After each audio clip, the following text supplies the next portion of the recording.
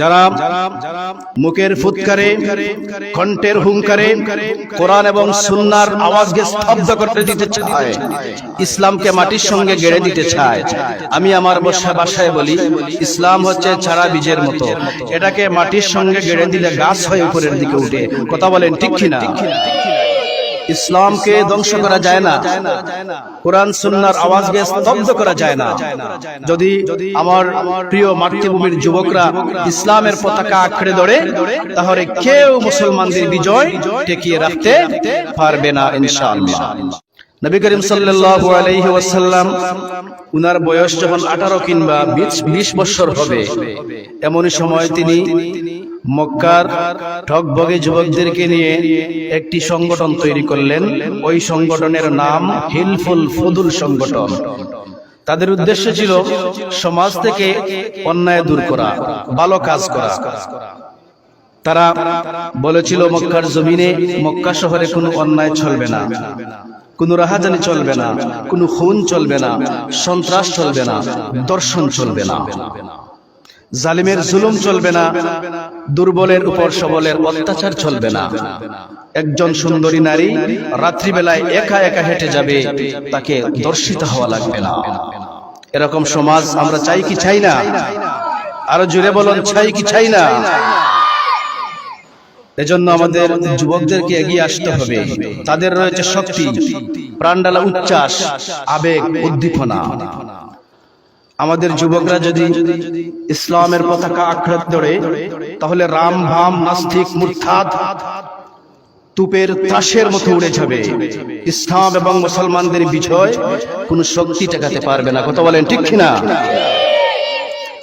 যারা মুখের ফুৎকারে কণ্ঠের হুঙ্কারে কোরআন এবং সুন্নাহর আওয়াজকে স্তব্ধ করতে দিতে চায়, ইসলামকে মাটির সঙ্গে গেড়ে দিতে চায়, আমি আমার ভাষায় বলি, ইসলাম হচ্ছে ছাড়া বীজের মতো, এটাকে মাটির সঙ্গে গেড়ে দিলে গাছ হয়ে উপরের দিকে উঠে।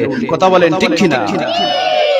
ইসলামকে ধ্বংস করা যায় না, কোরআন সুন্নাহর আওয়াজকে স্তব্ধ করা যায় না।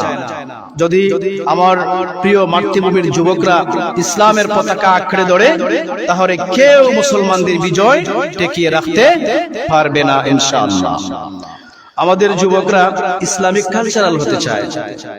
তারা এখন গানের মঞ্চ সাজায় না, তারা ডিজে পার্টি, গানের আয়োজন, যাত্রার আয়োজন করে না।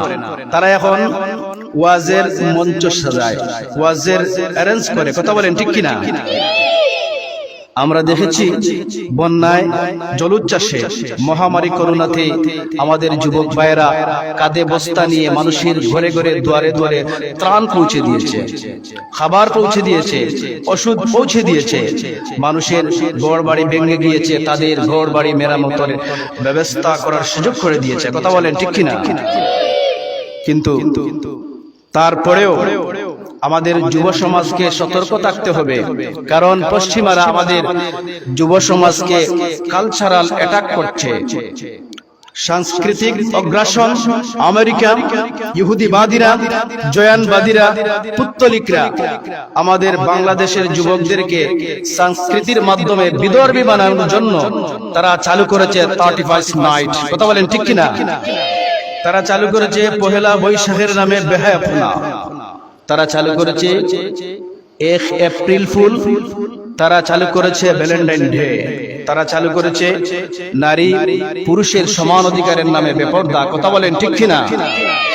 তারা শুধু আমাদের যুবকদেরকে নয়, আমাদের মা বোনদেরকে বেপরদা করতে চায়, আমাদের মা বোনদেরকে ঘর থেকে বের করতে চায়।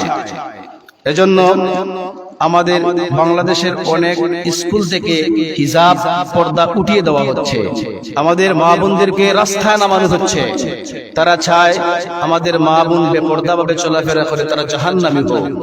ভারতের যখন পর্দার বিরুদ্ধে আইন করা হয়েছিল, আইন পাস হয়েছিল যে পর্দা চলবে না স্কুলে কলেজে, তখন আমাদের এক বোন মুস্কান সে হিজাব পরিধান করে বুরকা পরিধান করে যখন কলেজের মধ্যে ঢুকেছিল তখন কিছু উগ্রবাদী হিন্দু মালাউল যুবকরা আমার সেই বোনদেরকে লাঞ্ছিত করার জন্য, অপমান করার জন্য, অপদস্থ করার জন্য যখন তারা এগিয়ে আসলো, তখন আমাদের সেই মুসলিম বোন মুস্কান তখন বুকের মধ্যে সাহস নিয়ে, ইমানি জজবা নিয়ে, কণ্ঠের মধ্যে হুঙ্কার দিয়েছিল, আল্লাহু আকবার, আল্লাহু আকবার ধ্বনি উচ্চারণ করে আমার সেই বোন মুস্কান বুঝিয়ে দিয়েছিল পর্দাই হচ্ছে আমার অধিকার, পর্দা হচ্ছে নারীর অলংকার, পর্দা হচ্ছে নারীর অভিজাত্যের প্রতীক, পর্দা হচ্ছে নারীর সম্মানের প্রতীক। কথা বলেন ঠিক কিনা?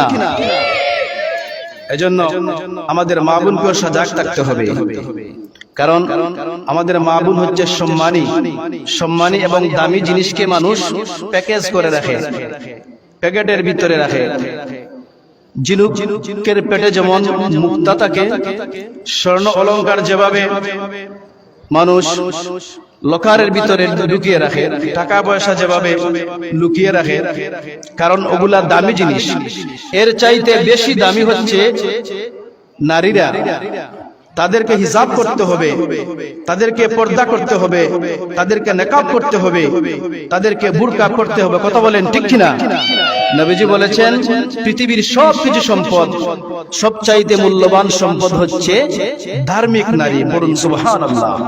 সবকিছু সম্পদ এবং সব সম্পদের চাইতে মূল্যবান সম্পদ হচ্ছে একজন ধার্মিক নারী। পড়ুন সুবহানাল্লাহ। এর চাইতে মূল্যবান সম্পদ আর কিছুই হতে পারে না। এজন্য আমাদের মা বোনদেরকে ধার্মিক হতে হবে। আমরা জান্নাতে যেতে হলে অনেক আমলের প্রয়োজন, আল্লাহর দয়ার প্রয়োজন, রহমতের প্রয়োজন। কিন্তু নারীরা আল্লাহর রহমতে বেশি আমল করা লাগে না, মাত্র 4টা আমল যদি নারীরা করতে পারে তারা জান্নাতি। পড়ুন সুবহানাল্লাহ। 1 নম্বর হলো নামাজ যদি পড়ে, সঠিক মতো ঠিক সময়ে নামাজ যদি পড়ে। 2 নম্বর হলো রমজানের রোজা রাখে। 3 নম্বর হলো স্বামীর খেদমত করে। আর 4 নম্বর হলো তার ইজ্জত, আব্রু, পর্দা এগুলা যেন সে তার প্রাইভেসি যেন সে হেফাজত করে। এই 4টা আমল যদি কোনো নারী, কোনো বোন পড়তে পারে, তাহলে নবীজি বলেছেন জান্নাতের 8টা দরজা দিয়ে যে কোনো দরজা দিয়ে সে প্রবেশ করতে পারবে। পড়ুন সুবহানাল্লাহ। আরো জোরে পড়ুন সুবহানাল্লাহ।